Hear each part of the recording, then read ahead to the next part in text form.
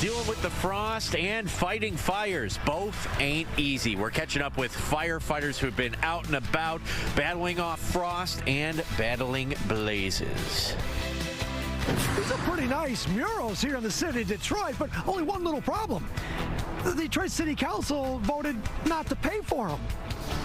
What's going to happen now? Working for you. Fox 2 News at 5 starts now. Yeah, once again, weather is our top story. We're spending yet another day in the deep freeze. And now add some more snow to the mix. Weather Authority, Rich Luderman is here now. And how much are we talking about, Rich? We're going to see some light snow tomorrow and Friday. It's going to be a couple of inches for the area. It's dry right now. We actually have some sunshine out there, some lake effect snow closer to Lake Michigan. How about the current readings? 16 for us and in Port Huron, 15 Lansing, down in Hillsdale as well. Thankfully, the wind has not been as strong today, so wind chills right now in the single digits, near zero in a lot of locations. Look at this. Petoskey, Michigan, right now, yep, live pictures. They're dealing with the snow and numbers in the teens. For us, we're going to see a round of light snow develop after midnight, so it's going to stay dry this evening. Light snow after midnight into tomorrow and for Friday. A couple of inches certainly possible for the area. How about next week? Some milder air comes our way. Rupen Taryn, a full check of those numbers coming up in 10. Thanks, Rich. Well, a building heavily damaged by fire overnight on Detroit's east side. Yeah, what a mess. And the bitter cold made things a lot tougher for first responders trying to put it out. Fox News' Scott Wolchek with more from the fire chief on what firefighters are up against this time of the year. Ashes, ice, twisted metal, and debris. Firefighters have been out all morning battling off flames and freezing temps. It's brutal. It's brutal. Fighting flames with water that freezes almost instantly on impact. It's all part of the job for Detroit firefighters. This was the scene this morning at Whithorn Avenue. Fire taking hold of a house with a family inside.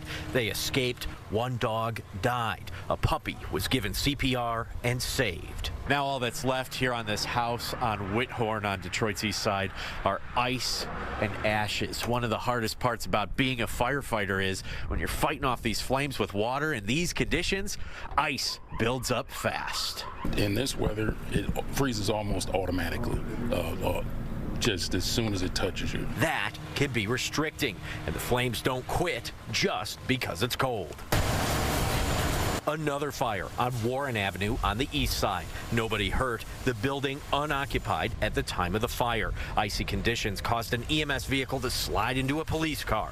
Senior Chief David Nelson says crews often rotate to keep warm. Staying dry is a major challenge.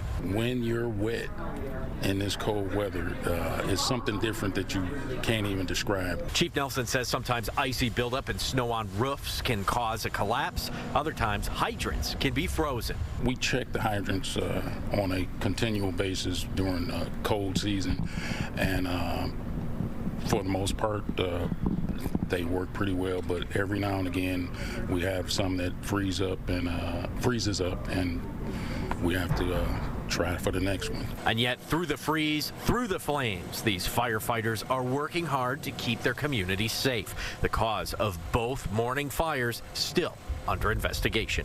Reporting in Detroit, Scott Wolchek, Fox 2 News. Governor Whitmer celebrating her repeal of the state's retirement tax.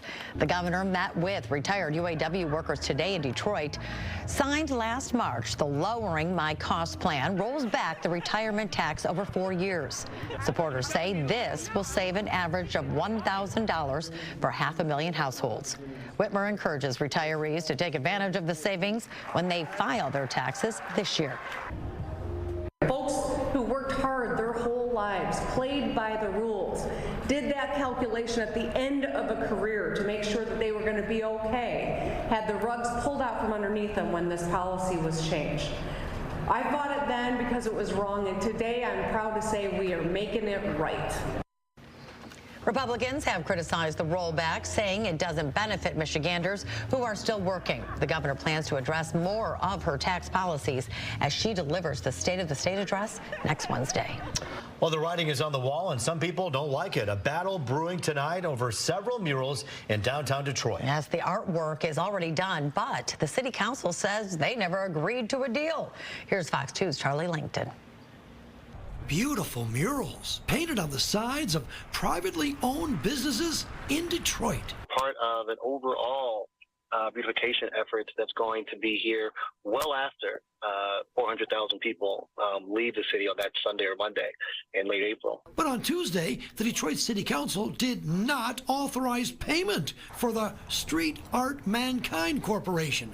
6 murals painted by international artists before the April NFL draft in Detroit. Absent city council authorization, we cannot pay. And the cost of those murals that have already been completed, $215,000. There certainly is going to be an argument on the part of the vendor that the city of Detroit has already received the benefit. It's a pretty good argument, isn't it? It's a pretty good argument. Seems someone in the planning department approved the payment before city council approved it. Oops.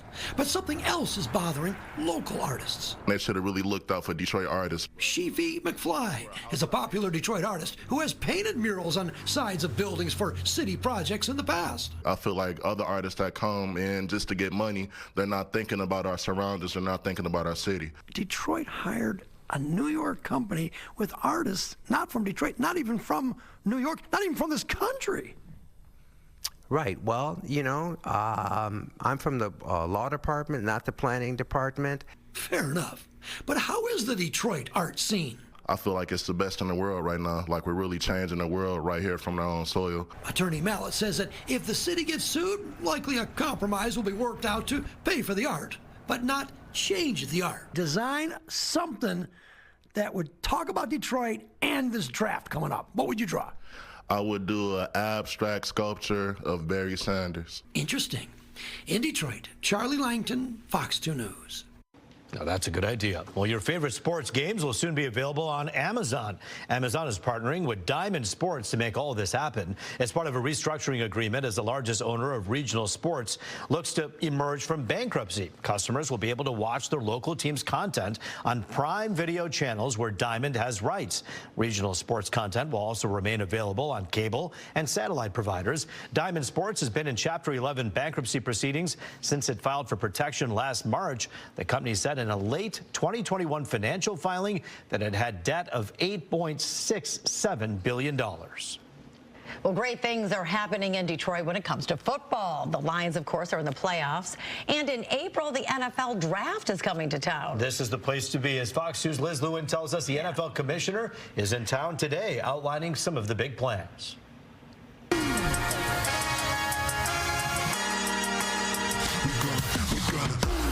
Detroit, you're looking good and about to look even better. We're hosting a small get-together you probably haven't heard of. It's called the NFL Draft, and it's coming here in 99 days. Put your hands together if you know about that. It's been decades since the streets of Detroit looked and sounded like this. As the Lions continue to dominate the National Football League this season, and specifically after last week's epic playoff win, it's fair to say the whole world is watching the Motor City's next move, including NFL Commissioner Roger Goodell. What impressions did you get of watching the playoff game here in Ford Field and the Lions' first playoff win in 32 years? Well, you know, the great thing about television, you know this, the crowd makes such a difference, right? The enthusiasm, the energy of that crowd comes through the television set. So as I'm sitting there, I could feel the passion. I could feel the excitement. On Wednesday, legendary sportscaster Mike Tirico sat down with Commissioner Goodell and some community leaders for a quick chat. What an opportunity to celebrate so many good things about Detroit, about the Lions franchise, and about what we have ahead. From the Lions to the city of Detroit to the people who make the city. And of course, they all talked about the highly anticipated 2024 NFL Draft to be hosted right here in the D. All right, I know, still yet another playoff game ahead, but as far as the draft goes, let's put all of this into perspective.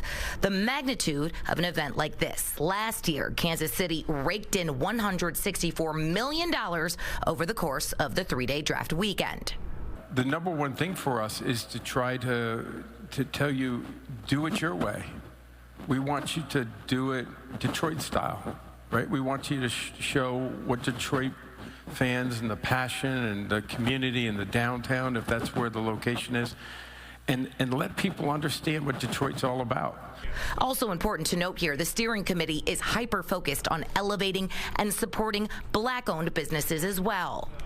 We're making sure that our members are ready to scale. We're having conversations with them about what that means so that when April comes, at the end of April, you're going to see some members of the Metro Detroit Black Business Alliance really taking advantage. Alrighty, so again, a reminder, April 25th through the 27th, 2024. It's all about the NFL Draft in Detroit. Liz Lewin, Fox 2 News.